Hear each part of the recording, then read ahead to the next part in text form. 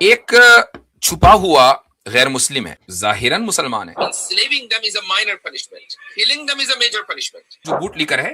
میں اس کو چیلنج کرتا ہوں کہ تو بتا پھر آپ علیہ الصلوۃ والسلام نے جتنی بھی جنگیں کی ہیں وہ ساری کی ساری ریلیجس وارز تھیں، کیوں آپ علیہ الصلوۃ والسلام نے کچھ لوگوں کو سلیو بنایا؟ بتا، اس کا جواب دے اگر مسلمان ہے تو. اور یا پھر مسلمان نہیں ہے تو کہو کہ میں نہیں مانتا کہ رسول اکرم صلی اللہ علیہ وسلم نے کوئی جنگ کی ہے، یا اگر سلیو بنایا تو غلط بنایا ہے.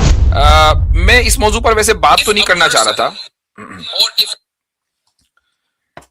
لیکن ابھی ایک صاحب نے مجھے واٹس ایپ میسج بھیجا اور کہا کہ اس پر بھی بات ہو جائے. جب سب کی خبر لے رہے ہیں تو اس کی بھی لے لیں. تو الگ سے انشاءاللہ ہم یہ کلپ کاٹ کر بھی ڈال دیں گے.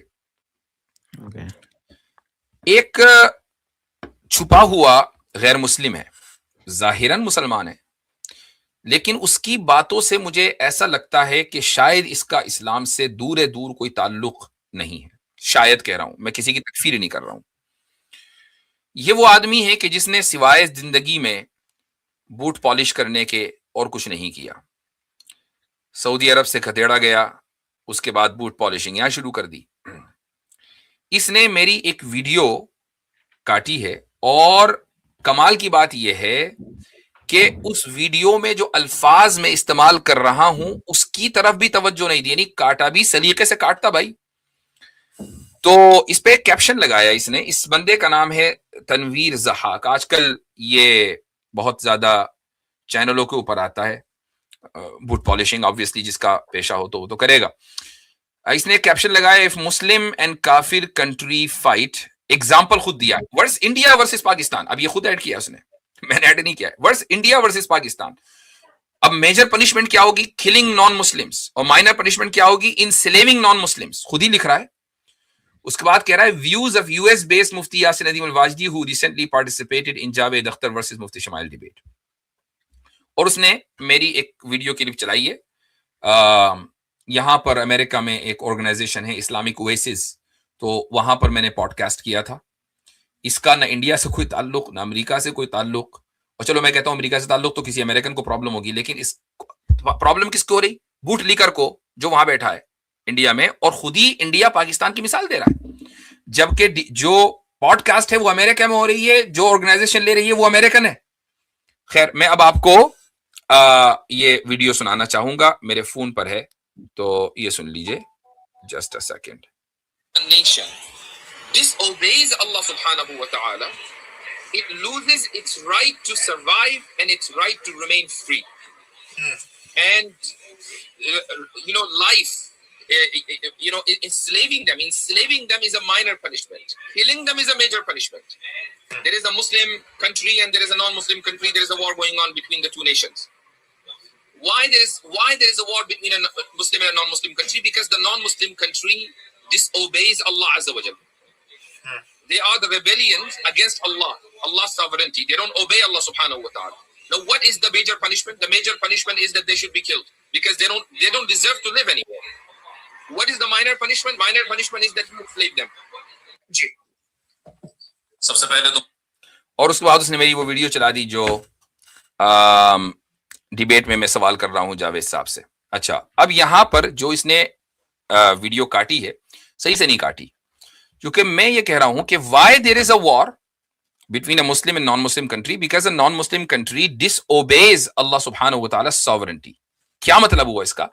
کہ پورا جو ڈسکشن ہے وہ اس صورت میں ہے جبکہ مسلم نان مسلم کنٹری میں ریلیجس وار ہو رہی ہو.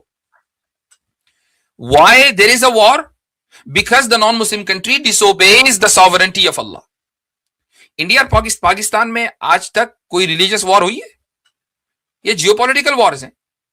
اس کا سلیوری سے کیا لینے دینا بھائی؟ ماڈرن ایرا میں آلموسٹ 99% جو وارز ہیں وہ جیو پولیٹیکل ہیں. ان کا تعلق جیوگرافی سے، ان کا تعلق پالیٹکس سے، ان کا تعلق ایکسپینشنزم سے، ان کا تعلق ان سے. اس کا سلیوری سے کوئی لینے دینا ہی نہیں. اسی ویڈیو میں واضح انداز سے کہہ رہا ہوں کہ بھائی جو وار ہو رہی ہے وہ اس لیے ہو رہی ہے اگر کہ مسلم کنٹری نان مسلم کنٹری نے ریبیلین کیا ہے خدا کے خلاف. تو اب یہ ہم نے ایک اسکوپ سیٹ کر دیا، یہ اسکوپ ہے ریلیجس وار کا. مجھے کوئی بتا دے کہ انڈیا میں یا پاکستان میں اگر کوئی کریڈیبل اسکالر ہے کم سے کم ہم تو اس بات کو نہیں مانتے جتنی بھی وار ہوئی ہو 65 کی ہوئی 72 کی ہوئی ہو 74 کی ہوئی ہو واٹ ایور یہ ساری کے ساری جیو پولیٹیکل مسائل ہیں اور ان جیو پولیٹیکل مسائل میں ہم تھیولوجی کو نہیں گھساتے ہیں. یہ جو بوٹ لیکرز ہوتے ہیں ان کا کام یہ ہوتا ہے کہ بھائی میں یہاں سے یہ کلپ چلاؤں گا اور یہ چل جائے گی اور ہم فلاں آدمی کو بدنام کر دیں گے کہ دیکھو مسلمان کیا سوچتے ہیں.